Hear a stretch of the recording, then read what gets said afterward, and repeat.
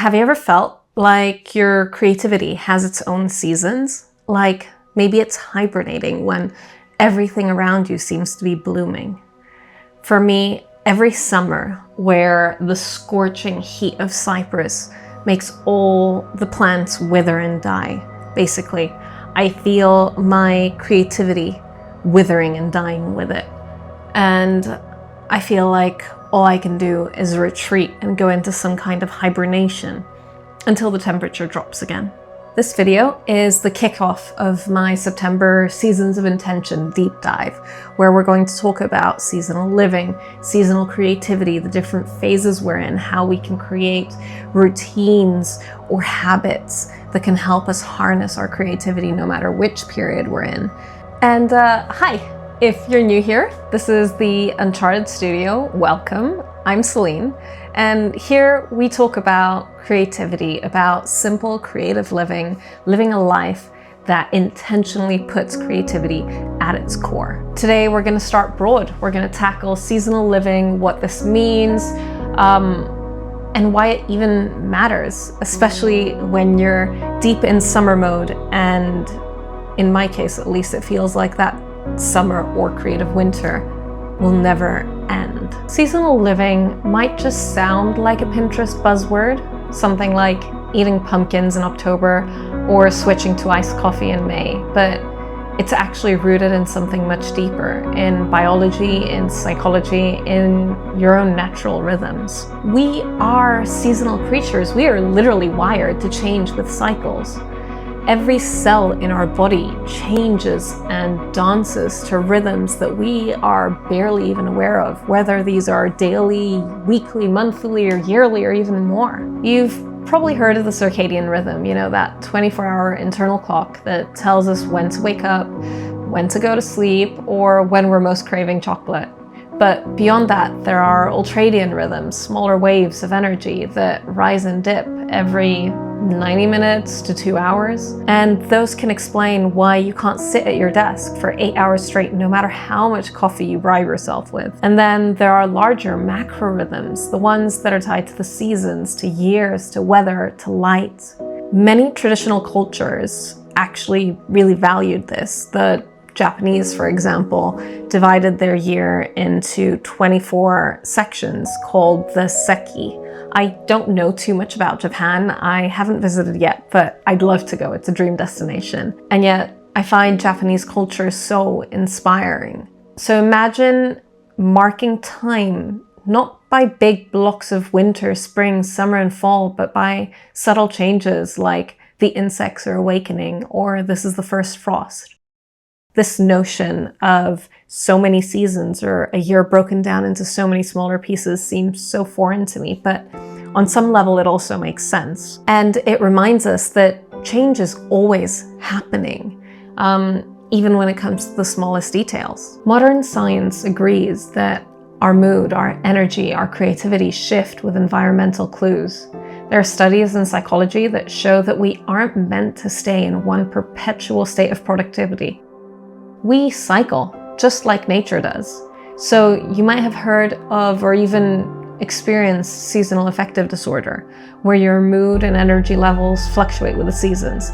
This is just one example of these cycles and rhythms. Our bodies are constantly changing and fluctuating, so we need to build in some variation in our effort to allow time for recovery. But that's where it gets tricky, because modern life doesn't like cycles. It likes straight lines and upward graphs. We're told to be consistent, to be always on, to be endlessly productive.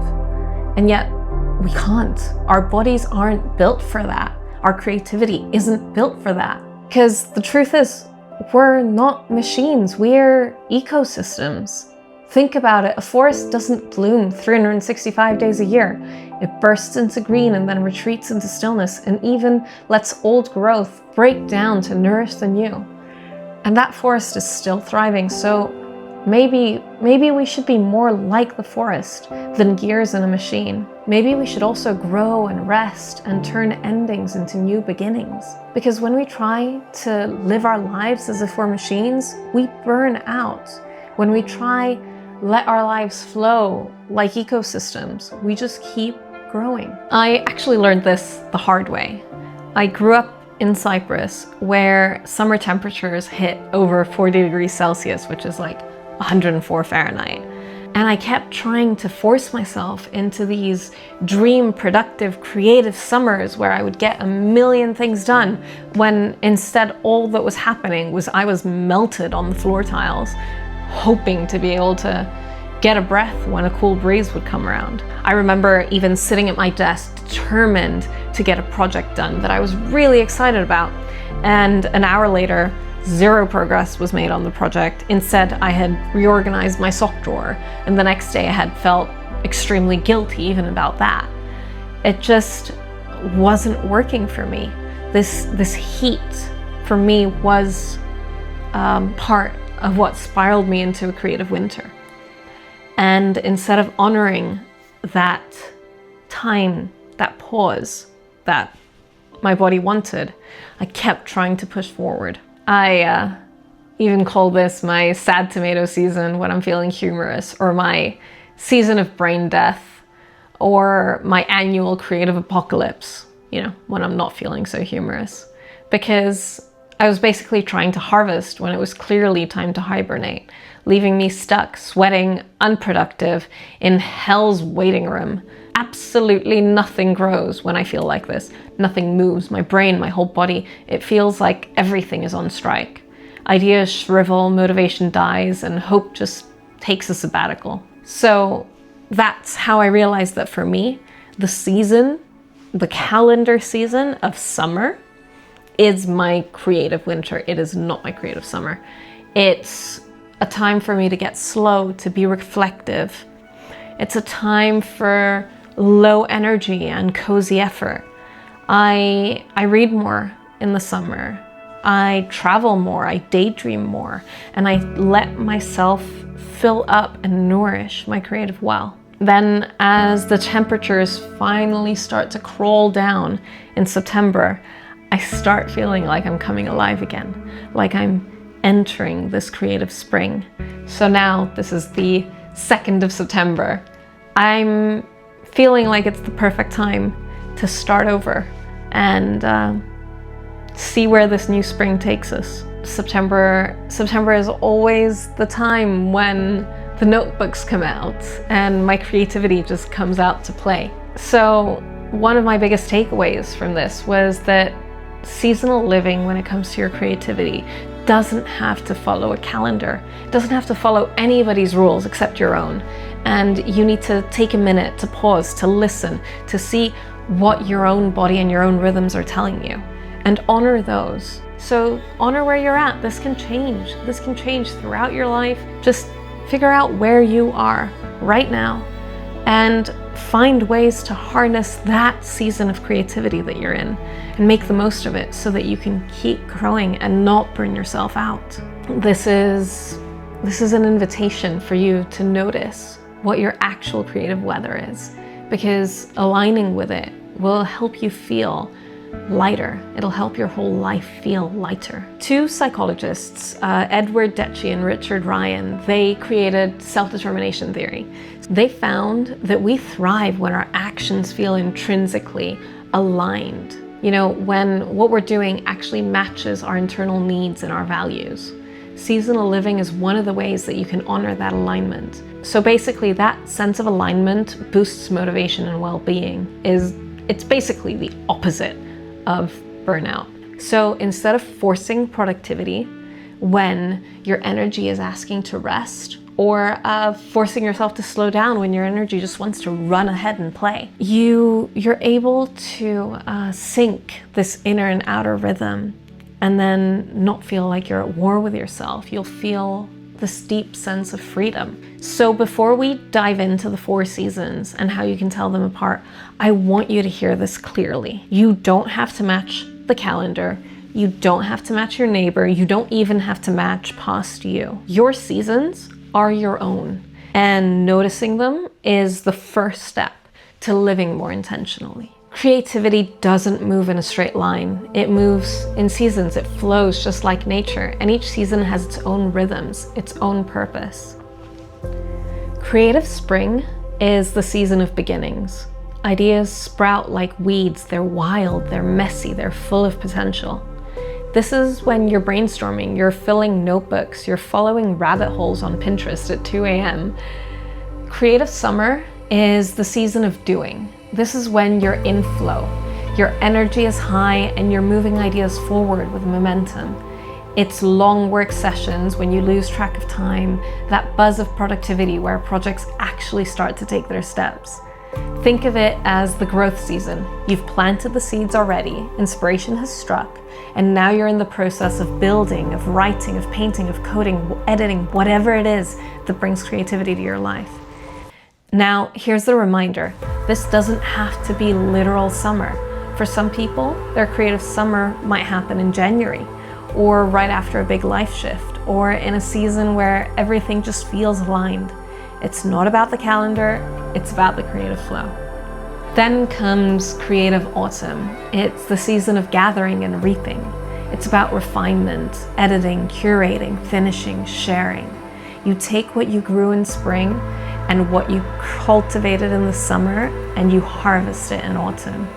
Psychologists often talk about the Zeigarnik effect, that tendency for unfinished tasks to hang in our minds and drain our focus. Well, autumn is nature's way of closing these loops. It's a perfect time for tying up threads, for finishing projects, and enjoying the fruits of your work before creative winter sets in. And finally, we have creative winter, the quiet one, the pause, the time when things just are still, when ideas retreat below the surface, and when rest does the heavy lifting. On the outside, it might look like nothing is happening, but underneath, your brain and your body are actually consolidating, they're integrating, they're preparing for the next cycle. Seeds need dormancy before they can sprout, just like we need rest before we create. This is the time for reading, for reflecting, for journaling, for nourishing yourself, for simply doing less. And it's essential, because without winter, there's no spring. Without rest, there's no rebirth of ideas. Again, just don't get hung up on months or calendars. Your creative winter might come in July or during a busy career season or after finishing up a big project. It's about honoring that need for stillness when it shows up, not when the calendar tells you that it's convenient for it to show up or when December rolls around. Winter, creatively speaking, is the composting season. Ideas simmer, old work is digested, and new growth is prepared. It's quiet, but it's vital. So here's the real question. How do you know what creative season you're actually in? Because it's one thing to talk about winter rest or spring inspiration in theory, and it's quite another to be in the middle of your actual messy life. How do you tell? Well, the first step is to listen for your rhythms. Your body and mind are already giving you clues. Are you buzzing with ideas and you just can't write them down fast enough? Or do you feel like you need to retreat? Would you rather be cozy? Do you feel like you're in the flow of things and you just want to keep going? Or is this a time when you're wrapping up all your loose ends? Those are very broad strokes, but you can be a lot more specific than that. Though you should keep in mind, this isn't about labeling every single day. It's about noticing patterns. It's about noticing the larger cycles that you're in. So step 2 is to ask yourself a few questions. When I'm not sure what season I'm in, I turn to some simple journaling prompts, which act like a compass for my creativity. These include what feels easy this week and what feels impossible. Am I craving beginnings, middles, endings, or rest? If my creativity was a weather pattern today, what would it be? And what kind of energy is around me? Am I feeling restless? Am I feeling drained? Am I feeling curious? Am I feeling calm? These simple prompts can help guide me through step 2 and 3. And step 3 is to track your creative weather patterns. If you want to, you can keep what I call a creative weather journal. It's nothing fancy, it's just a quick daily note, one sentence about your energy, your mood, and what kind of work felt possible that day. You can do this through the health app on your phone even, or anywhere you like. Over time, you're going to start noticing patterns. Maybe every autumn you get the urge to edit. Maybe every spring you start 5 new projects at once. Maybe every July you hit the brakes. Patterns are gold because once you see them, you can stop fighting them and start planning with them. Step 4 is the tricky bit because sometimes we mistake creative winter for laziness. So in step 4, we need to recognize false alarms because laziness and creative winter, or a lack of discipline in creative winter, these are not the same things. Rest is a natural part of the cycle and we need to honor it. It's not a failure in the cycle. So there's even psychological research that shows that when you take breaks, you are more productive overall. And that in and of itself shows that these breaks aren't useless. On the contrary, they're not weakness, they're your body's way of preparing you for the next wave. Step 5, which is probably my favorite part of all of this, is to notice the points that you're in transition. It's these moments in between, the shift from winter into spring when suddenly your journal starts slowly filling again, or the slide from summer into autumn when you realize you're ready to tidy up, to finish, to harvest. These thresholds feel magical. And they're often when new rituals are born, like making a new playlist or refreshing your desk space, even changing that mug that you drink from. These are small signals to yourself that something is shifting. Step 6 is to please don't turn this into a productivity task. Just keep it playful. This is an invitation to be curious, to get to know your creativity better, to treat your creativity like weather that you get to notice, not control. You can't control the storm, just like you can't control the heat or a beautiful day. So by this stage in the video, I bet you have a pretty clear idea of what creative season you're in. So why not try give it a name just for fun? Are you in some sort of, hibernating with Netflix bear mode? Or are you in the, deadline sprint season? Are you in your rainy reflection era, like I just got out of? Just give it a fun name. Maybe you're in your hyper-focused furnace mode. I don't know. The point isn't to diagnose yourself, and it isn't to be perfect. It isn't to be completely in control of the stage you're in. It's to be able to tap into these rhythms and use them to plan ahead for your creative projects. Help them flow more easily rather than feel like you're pulling teeth with every word you write. The point is to pay attention, to ask, where am I? What does the season want from me right now? And how can I work with it instead of against it? Because once you know your season, you stop fighting ghosts. You stop thinking you're broken when really you're just in winter. You stop guilting yourself for not finishing anything when you're still in spring. And that's the beauty of seasonal creative living. It gives you permission. It gives you permission to rest. It gives you permission to grow, to experiment. It gives you permission to finish things or just to go with the flow. It gives you permission to pause and to create and to change. Now, knowing your creative season is powerful, but what next? What do I do now? How do I make the most of my winter or my spring, my summer or my autumn? Well, that's what we're going to look into next week because this video is already way too long. And yeah, stick around. I'd love to talk about this more. This whole month is going to be exploring intentional creativity, living with seasons, different ways we can just focus in on which stage we're in, and ways to make the most of harnessing our creative potential. We're going to tap into practical habits that make each season feel better. So when you start building rituals that harness the creative season you're in, something amazing happens. Creativity just stops feeling random, like a mysterious muse who sometimes decides to visit.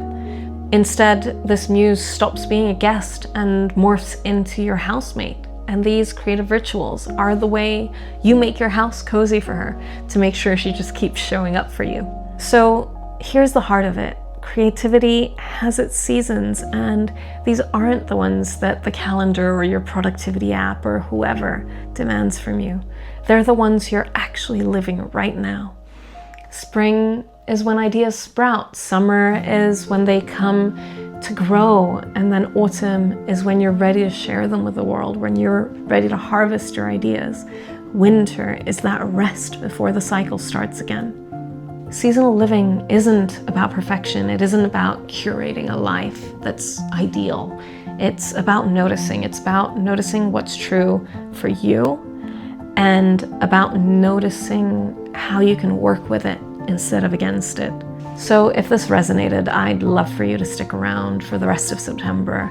Every week we're going to be exploring some aspect of seasonal intentional living. But before you go, tell me in the comments, what season are you in? What creative season are you experiencing right now? And wherever you are, whether you're in spring, summer, autumn, or winter, remember, you're not behind, you're in season.